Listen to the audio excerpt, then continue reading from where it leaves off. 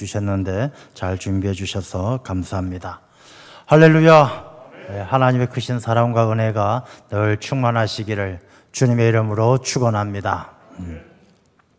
오늘은 유다서의 말씀을 함께 나누고자 합니다.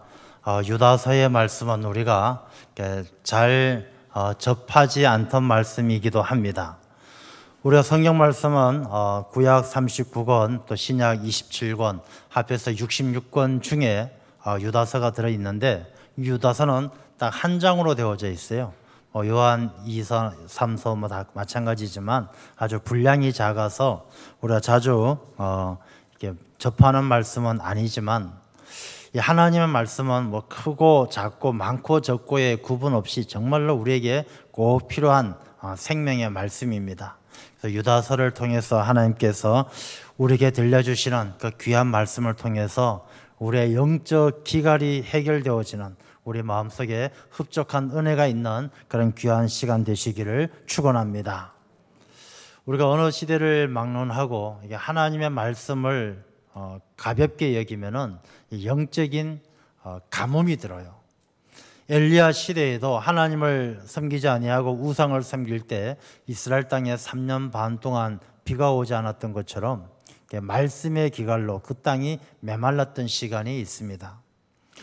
저는 우리가 살아가는 이 시대에 참 많은 말씀이 우리에게 들려집니다. 인터넷이나 TV를 통해서도 얼마나 많은 목사님들의 설교가 방송되어집니까? 그 정도의 방송, 그 정도의 말씀이 사람들의 심령 가운데 떨어진다라면, 그 말씀을 듣고 마음에 새긴다라면 이 세상이 얼마나 살기 좋은 세상이 되어졌겠습니까?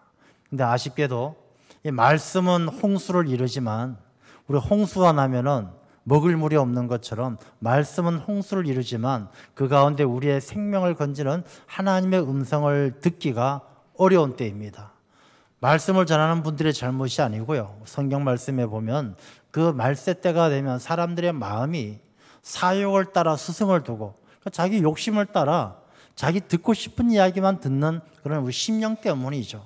사욕을 따라 스승을 두고 가려운 귀를 긁어주는 아첨하는 말에만 마음을 빼앗기고 그 말만 듣기 때문에 정말로 살아계신 하나님의 음성을 듣는 일이, 하나님의 살아계신 말씀이 우리에게 임하지 않기 때문에 우리가 말씀의 홍수 시대를 살면서도 내 영적인 기갈을 느끼는 거예요. 늘 갈급하고 우리가 목마른 사슴처럼 시냇물을 찾는 것처럼 심령이 메마른 것이죠.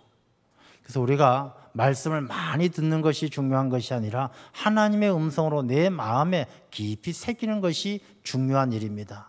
이 유다서의 말씀, 짧은 말씀이지만 이 말씀을 통해서도 하나님은 우리에게 큰 은혜를 주시고 우리에게 힘과 능력을 더해 주실 줄로 믿습니다. 이 유다서는 누가 기록을 했느냐? 누가 기록했죠? 유다가 기록했습니다. 유다가 기록을 했는데 이 신약 성경에도 유다라는 이름을 가진 사람이 7명이 등장을 해요. 근데 7명 중에 누가 기록을 했느냐? 학자들, 성서학자들은 2명으로 압축을 합니다. 한 명은 예수님의 제자 유다, 또 한 명은 예수님의 동생이었던 유다, 이 두 사람으로 압축을 해요. 그리고 그 중에 더 많은 대다수의 성서학자들이 이 유다서를 기록한 사람으로 지목하는 사람은 예수님의 동생 유다입니다. 왜냐하면 1절 말씀에도 자기 자신을 예수 그리스도의 종이요 야고보의 형제다라고 그렇게 자기 자신을 소개를 하고 있기 때문이죠. 그래서 야고보는 예수님의 동생으로 예루살렘 교회의 지도자였던, 낙타 무르피라는 별명을 가졌던 기도의 기둥이었던 그 야고보를 이야기하는 것이고, 이 유다는 그 야고보의 형제 예수님의 동생 유다였다라는 것이 성서학자들의 공통적인 그런 견해입니다. 그리고 이 유다서는 한때는 성서 신학자들에 의해서 정경성을 부정받은 적이 있어요. 그러니까 정경이라는 것은 39, 27, 66권의 성경을 이야기하는 것이죠. 그리고 나머지 그 외에도 위경과 외경이 많이 있었는데 왜 이 유다서가 정경성을 부정당했느냐 하면, 오늘 본문의 말씀에 9절에도 나오지만 천사장 미가엘이 모세의 시체에 관하여 마귀와 다투어 변론할 때 이러면서 그 다음에 14절에 아담의 7대 손 에녹이 이 사람들에 대하여도 예언하여 이르되 이런 에녹과 천사장 미가엘에 대한 이야기가 사실 성경 안에 없는 이야기죠. 이 이야기들은 위경에 나오는 이야기입니다. 에녹서라든지 위경에 나오는 이야기인데 위경을 인용했기 때문에 유다서가 정경이 될 수 없다라고 그렇게 주장했던 분들도 계셔요. 그런데 이 유다서는 이게 기록될 때에는 정경과 위경의 구분이 없었어요.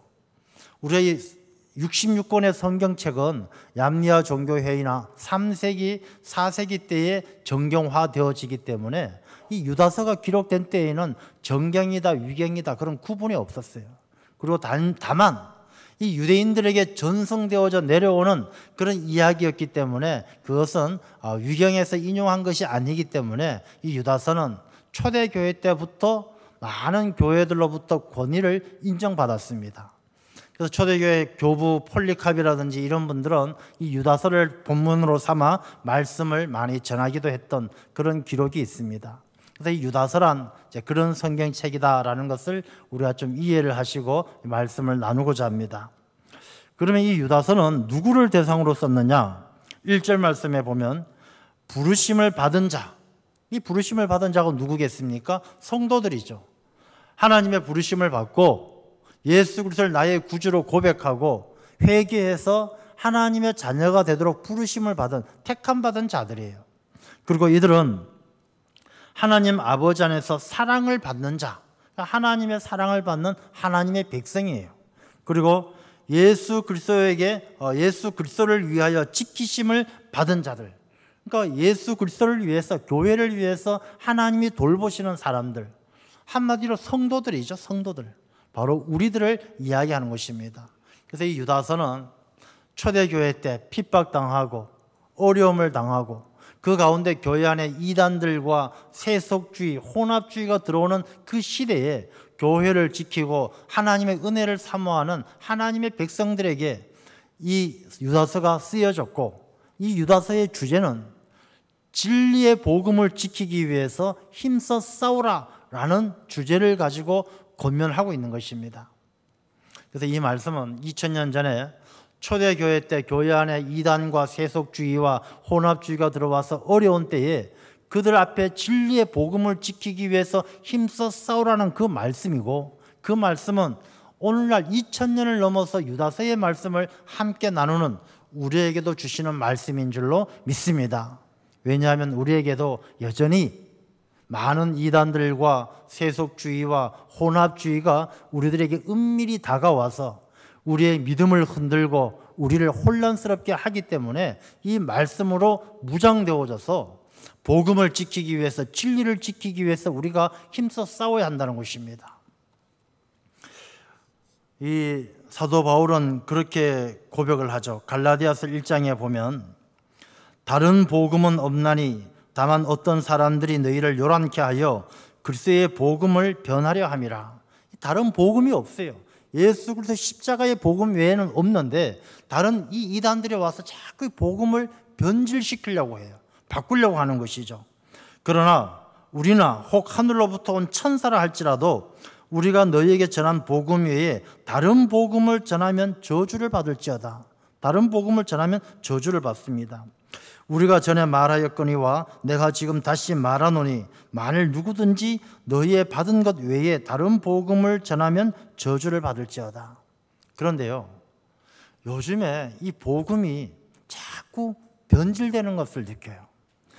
심지어는 이 많은 교회 안에 있는 분들조차도, 교회 지도자들조차도 이 복음을 자꾸 변질시키려는, 여러분 진리라는 것은 시대와 환경과 사람에 따라서 변하는 것은 진리가 아니에요.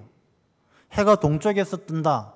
100년 전에는 서쪽에서 뜨다가 작년부터 동쪽에서 뜨기로 했다. 이건 진리가 아니에요.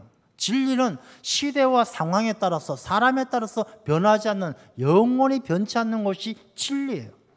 십자가에도 복음, 절대로 변질되어질 수 없는 우리에게 주시는 하나님의 진리의 말씀인 줄로 믿습니다. 이 진리를 지켜가야 된다는 것이죠. 그런데 이 진리를 변질시키려는 사람들이요, 자꾸 은밀하게 다가오는 거예요. 본문의 말씀에도 나오지만은 이 교회 안에는 믿는 자들에겐, 성도들에게는요, 은밀하게 이 복음을 변질시키려는 악한 영들이, 악한 종들이 자꾸 접근하는 거예요. 양의 탈을 쓴 유리처럼 거짓된 모습으로, 위선된 모습으로 접근하는 거예요. 요즘도 그런 일들 많아요. 참 사랑이 많은 사람인 척, 시대를 앞서가는 척, 똑똑한 척, 많이 아는 척, 그런 탈을 쓰고 이 복음의 본질을, 진리를 변질시키려는 사람들이 너무나 많다는 것이죠. 이단만 있는 게 아니에요. 세상도 그래요. 세상도 요즘 기독교의 복음, 기독교의 진리의 복음을 흔드는 일들이 얼마나 많습니까? 세상의 철학, 사상, 법, 이런 것들로 이 진리의 복음을 흔드는 거예요. 그리고 이러한 자들은요, 그들의 특징이 뭐냐면 예수 그리스도를 폄훼해요. 예수님은, 세상은 그렇게 이야기해요. 예수님은 세계 4대 성인 중에 한 명이다. 뭐 공자, 그 다음에 시다르타, 석가모니, 그 다음에 뭐 소크라테스, 이들과 똑같은 성인, 사람 중에 한 명일 뿐이다. 예수님을 폄훼하는 거예요. 하나님이신 예수님을 인간으로 보고 무시하는 거예요. 이단들은 예수님은 사람이었고 이 땅에 와서 실패자였다. 하나님께서 이 땅에 보내실 때는 예수님이 죽지 않고 살아서 인류를 구원하도록 보냈는데 십자가에서 죽은 패배자다. 그래서 교주인 내가 다시 와서 내가 재림주다. 예수님을 폄훼하고 예수님을 아주 무시하는 거예요. 또 이들의 특징은 어떤 게 있느냐? 자기 육신의 정욕을 채우려고 해요. 하나님의 은혜를 자기 육신의 욕심을 채우는 도구로 삼아요. 그래서 내가 축복하면 이 물만 마시면 낫는다고 이만한 통에다가 안수 한번 해주고 침 한번 뱉어주고 그걸로 50만 원, 60만 원 받고 파는 거예요. 그걸 미련한 사람들이 먹고 마시고 얼굴에 바르고 그러고 살아가는 사람들이 지금도 여전히 많다라는 거예요. 복음을 변질시켜요. 저는 얼마 전에 이렇게 젊은 목회자들하고 또 젊은 후배들하고 잠깐 얘기를 나눈 적이 있어요. 이 얘기를 나누는데 이제 어떤 화제가 나왔냐 하면은 이 포괄적 차별 금지법에 대해서 이제 잠깐 얘기가 나왔어요. 요즘 워낙 사회적 이슈잖아요. 근데 포괄적 차별 금지법에 대해서 나는 반대 입장이다라고 이야기를 했더니 사람들이 저한테 물어봐요. 정말 반대입니까? 아니 어떻게 반대할 수 있습니까? 아니 포괄적 차별 금지법 말은 참 좋죠. 차별이 없는 세상을 만들겠다라는데 그게 얼마나 좋겠습니까? 그런데 그 내용은 포괄적 차별 금지가 아닌데 이 내용을 아는지 모르는지 그것을 마치 인정해 줘야만, 그걸 찬성해야만 시대를 앞서가고 이 시대를 살아가는 앞서가는 목회자인 척하는 젊은 목회자들이 있더란 것이죠. 그들에게 얘기를 해보면 뭐 내용도 잘 모르면서 그래요. 참 가슴이 답답한 거예요. 이 복음을 변질시키려는 그런 마음들이 있는 것 같아요. 그래서 저는 고민이 됐어요. 도대체 이 시대에 제가 서두에 말씀드린 것처럼 수많은 목사님들이 설교하고 이야기를 하는데 왜 사람들이 달라지지 않고 왜 이럴까? 다 사리사욕을 따라 스승을 두고 자기 듣고 싶은 이야기만 듣고 그런 모습들, 그리고 그들이 알지 못하는 무지함. 그래서 저는 그런 고민을 했어요. 갈라디아서 1장 10절에 보면 그런 말씀이 있어요. 사도 바울이 고백하기를 내가 사람을 기쁘게 하랴 하나님을 기쁘게 하랴. 내가 사람을 기쁘게 하려면 나는 그리스도의 종이 아니니라. 저는 이 말씀을 이렇게 묵상을 하면서 정말 이 시대에 그리스도의 종이 얼마나 될까 그런 생각을 해보는 거예요. 사람들을 기쁘게 하고 사람들을 좋게 하는 그런 말씀을 전하는 사람들은 차고 넘쳐요. 인터넷이나 방송에 나오는 목사님들 설교도요, 그분들의 말씀을 듣는 게 아니라 사람들 보면 다 채널을 자기한테 맞추잖아요. 내가 좋아하는 목사님, 축복해주는 말씀이 잘하는 목사님, 내게 위로가 되는 목사님, 자기 듣고 싶은 목사님 말씀 듣지, 그 중에서 어느 말씀이 정말 하나님께서 내게 주시는 말씀일까, 하나님의 진리의 복음이 무엇일까, 그런 기준을 갖고 듣는 사람 얼마나 돼요? 여러분들 그렇게 하십니까? 들을 때 저 목사님 재밌더라. 저 목사님 말씀이 듣고 나니까 기분 좋더라. 저 목사님 말씀 들으니까 좀 위로가 되더라. 자기 중심으로 듣지 하나님께서 내게 주신 음성이 무엇일까? 그런 기준으로 선택하는 사람이 얼마나 되겠습니까? 오늘 본문의 말씀을 보면요, 그렇게 하나님의 음성을 듣고 믿음대로 살지 않으면 성경 말씀을 통해서 어떤 일들이 일어나는 것을 말씀해 주셔요.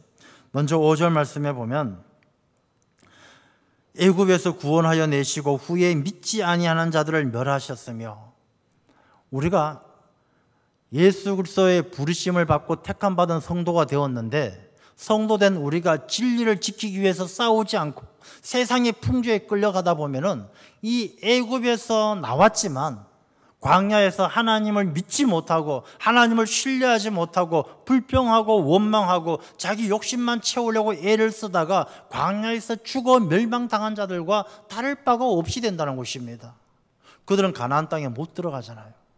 우리가 신앙생활하면서 천국의 소망, 본향의 소망을 가지고 살아가는데 이 땅에서 주어진 날들을 살아갈 때 진리를 지키기 위해서 힘쓰지 아니하고 그냥 불평하고 조금만 못마땅하면 짜증내고 원망하고 고기 주세요, 마늘 주세요, 물 주세요, 그렇게 육신의 욕심만 채우기 위해서 살다가는 광야에서 죽은 자들과 다를 바가 없다는 것입니다.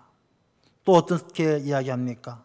자기 주의를 지키지 아니하고 자기 처소를 떠난 천사들을 큰 날의 심판까지 영원한 결박으로 흑암에 가두셨으며, 천사가 하나님께서 하나님의 심부름꾼으로 만든 이들인데 이 천사 같을지라도 진리를 지키기 위해서 힘써 복음을 지키고 그 지위를 지키지 않으면 결박해서 지옥에 던져지는 것과 똑같다는 것입니다.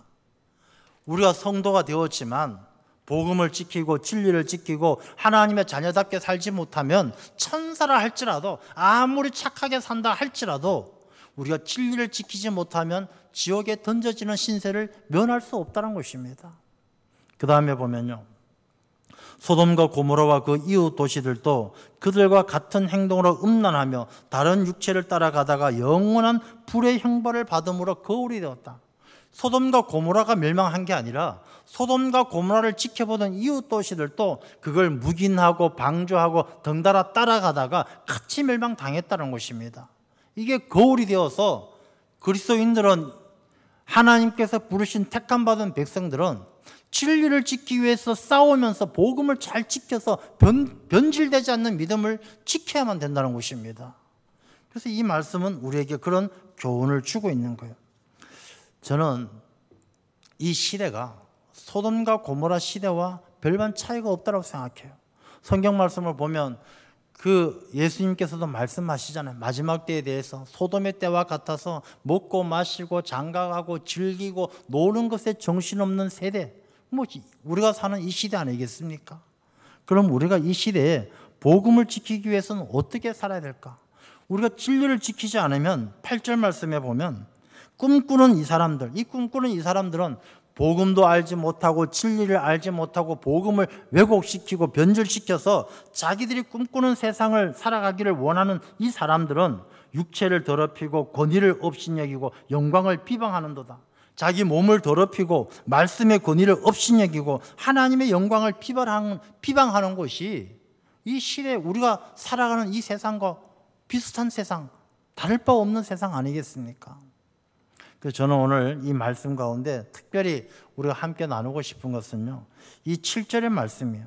소돔과 고모라와 같이 그 이웃 도시들도 같은 행동으로 음란하며 다른 육체를 따라가다가 영원한 불의 형벌을 받지 않기 위해선 우리가 어떻게 살아야 되느냐. 저는 요즘에 가장 핵심적인 사회적 이슈 중에 하나가 포괄적 차별금지법이에요. 근데 이야기를 하다 보니까 너무 내용도 모르면서 찬성 반대 이야기를 하는 그런 성도들도 많고 그런 사람들이 많아서 우리가 조금은 알아야 되겠다, 그런 생각을 하게 되어집니다. 뭔가 알아야 우리가 진리를 지킬 거 아니겠습니까? 여러분, 포괄적 차별금지법하고 반대되는 개념은 개별적 차별금지법이에요. 그래서 우리나라에는 개별적 차별금지법은 이미 많은 부분이 있어요. 예를 들어서 장애인 차별금지법, 양성평등법, 뭐 인종차별금지법, 이 하나하나에 대해서 어떤 것이 차별이고 차별하면 어떻게 처벌을 받고 이런 것이 다 하나하나 세세하게 나누어져 있는 것이 개별적 차별금지법이에요. 그럼 이 포괄적 차별금지법은 뭐냐? 이걸 다 때려 얹혀 놓는 거예요. 뭐 성별, 성정체성, 성지향성, 그다음에 범죄 전력, 인종, 고향, 학력, 외모, 뭐 이런 거 다 때려 얹혀가지고 여기에 따라서 차별하면 안 된다.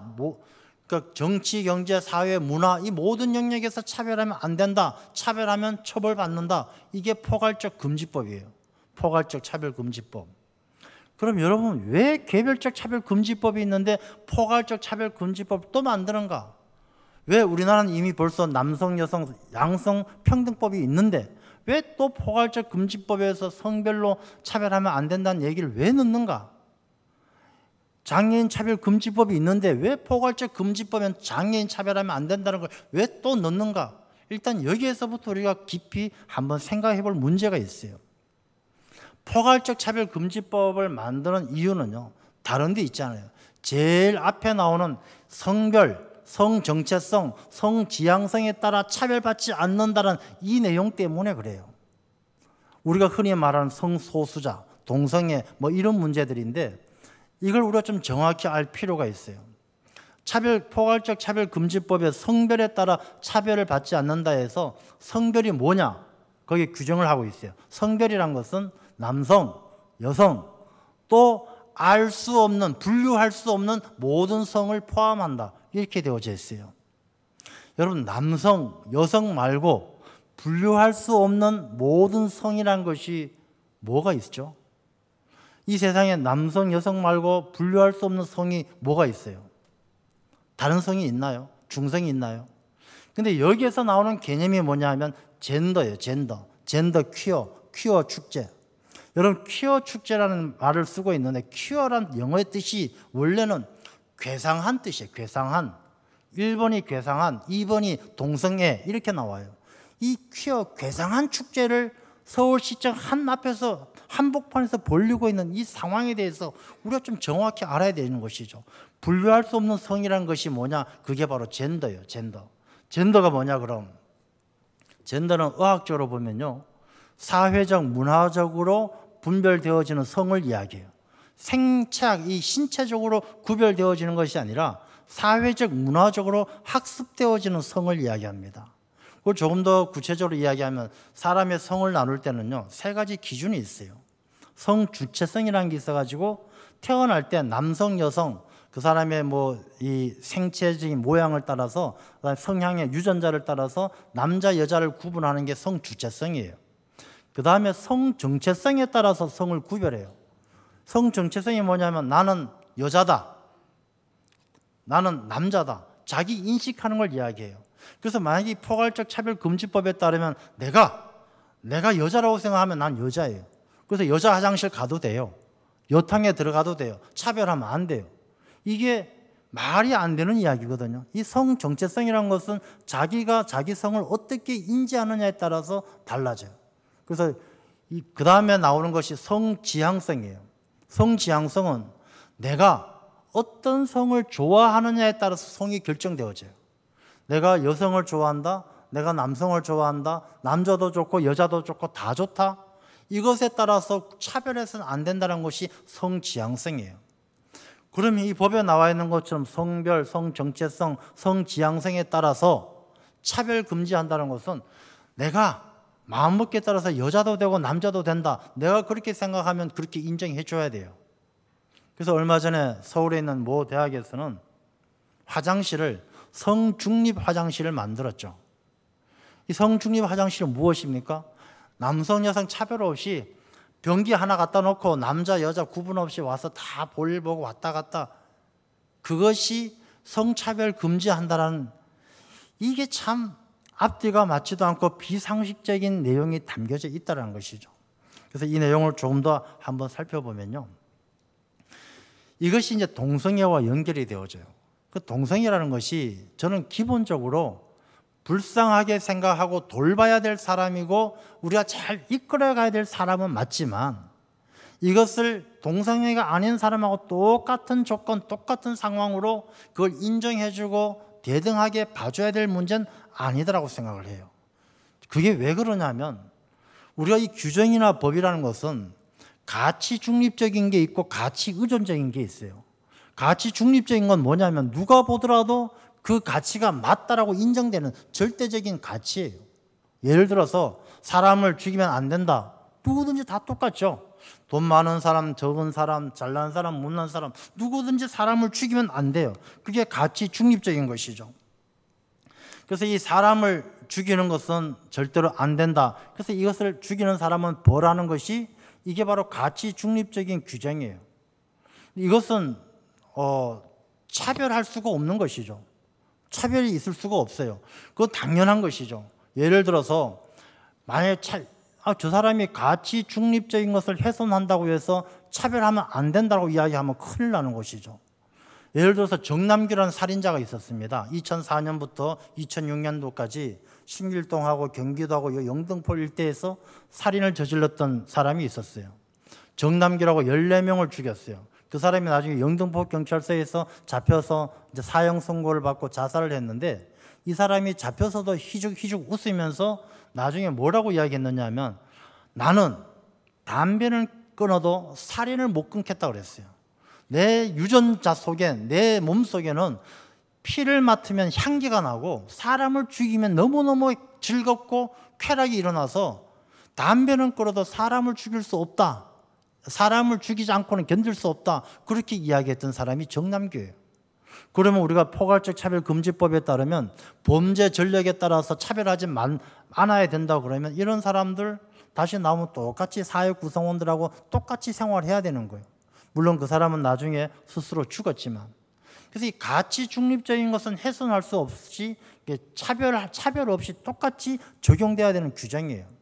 그 다음에 우리가 생각해야 될 것은 가치 의존적인 거예요. 가치 의존적인 것은 뭐냐 하면 어떤 사람에겐 그게 중요하지만 어떤 사람에겐 별 의미가 없는 게 오히려 그것 때문에 피해를 보는 경우가 있어요.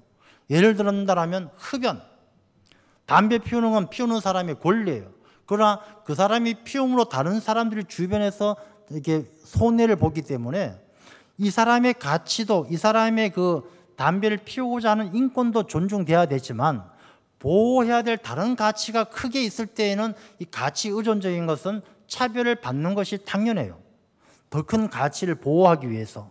이제 그게 가치 의존적인 규정인데 동성애라는 것은 가치 의존적인 이야기예요. 어떤 사람에겐 그게 좋고 즐거운 일이 될 수 있지만 전체적으로 더 보호해야 될 가치가 사회 질서와 사회 윤리와 가정과 많은 건강한 사람들의 생활을 보호해줘야 될 가치가 더 큰 거예요.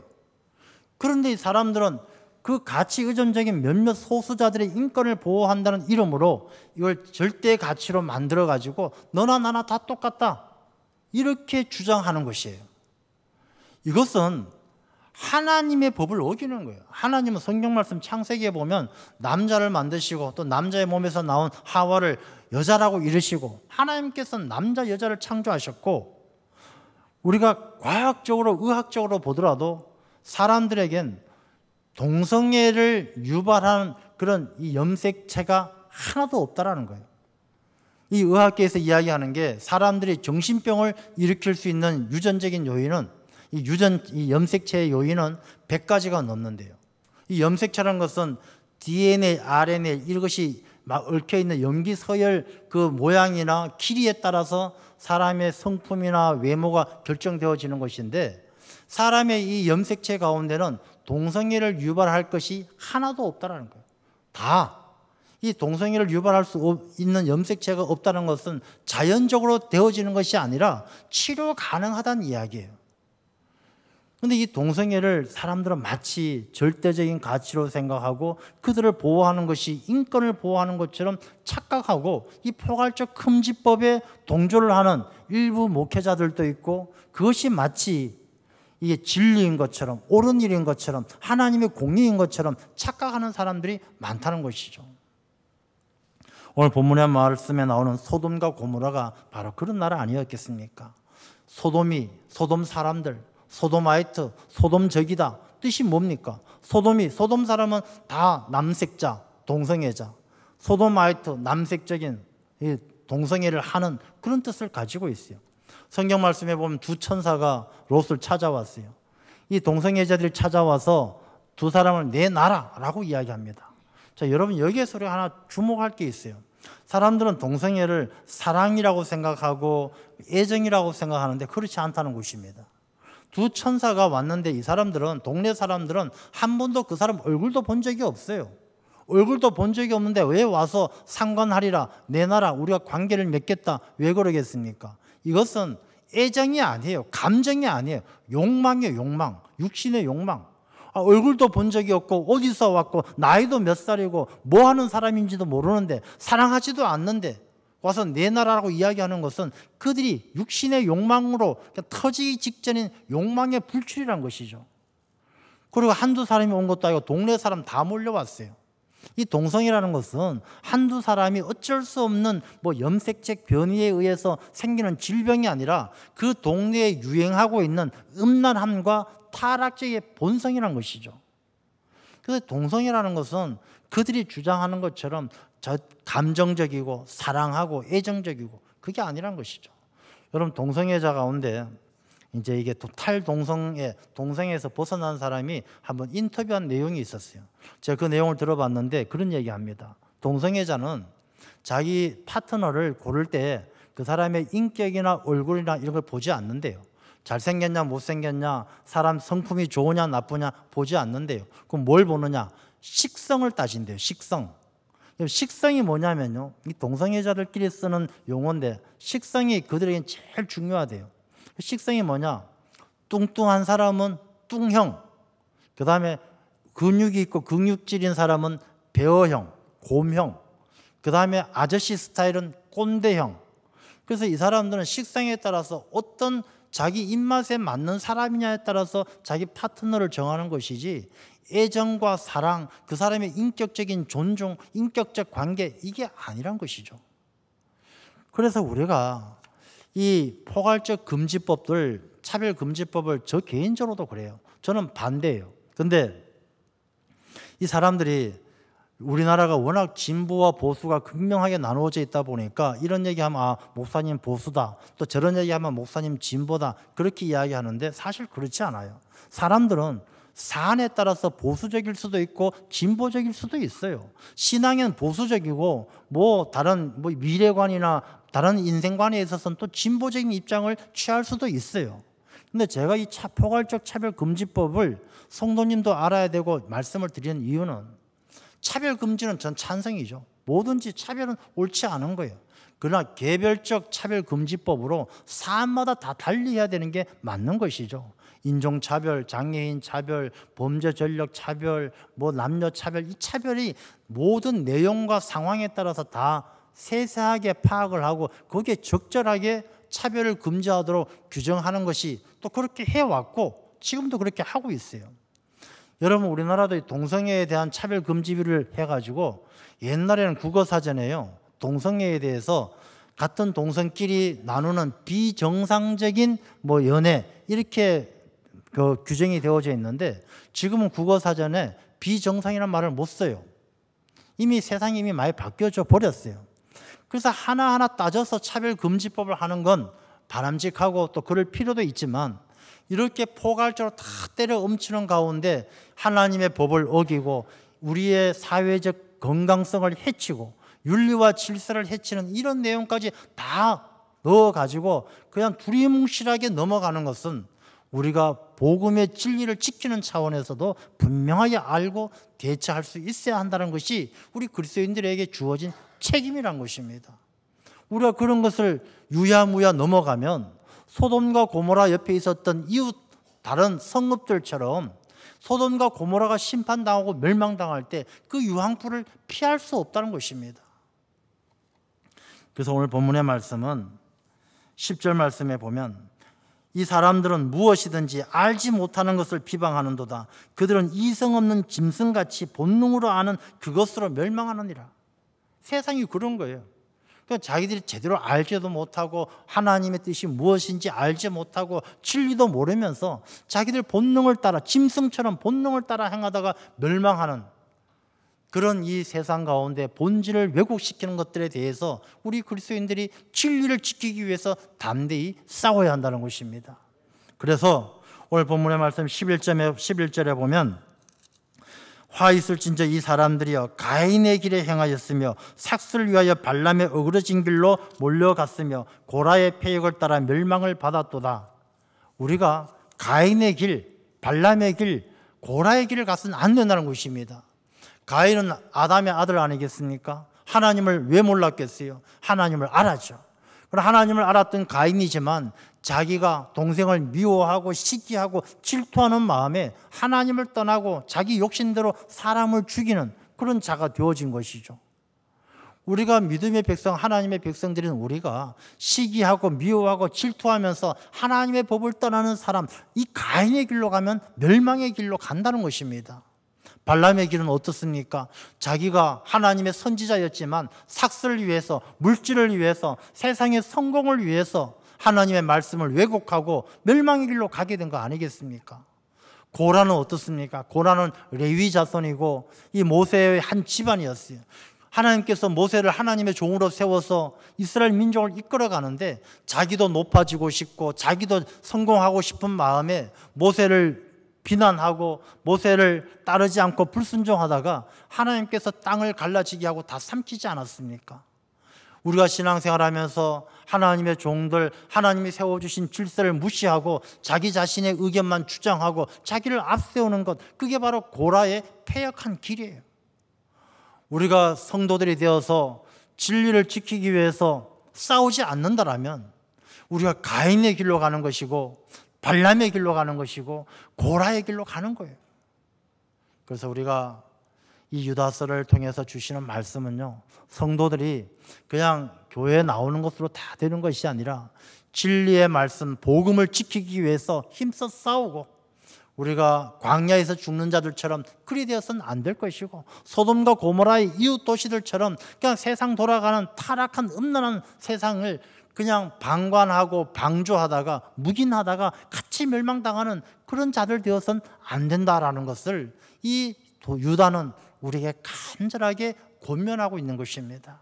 그래서 우리가 이 말씀을 마음에 새기고 우리가 이 세상이 어둠으로 가지 않도록 빛과 같이 어둠을 물리쳐야 되고 소금과 같이 썩어져가는 세상 가운데 모든 소재물에 소금을 치라 말씀하신 것처럼 우리가 하나님의 제물이 되어서 진리를 지키고 이 땅 가운데 하나님의 법이 다스리는 그날을 위해서 우리 모두가 힘써야 할 줄로 믿습니다. 기도하겠습니다.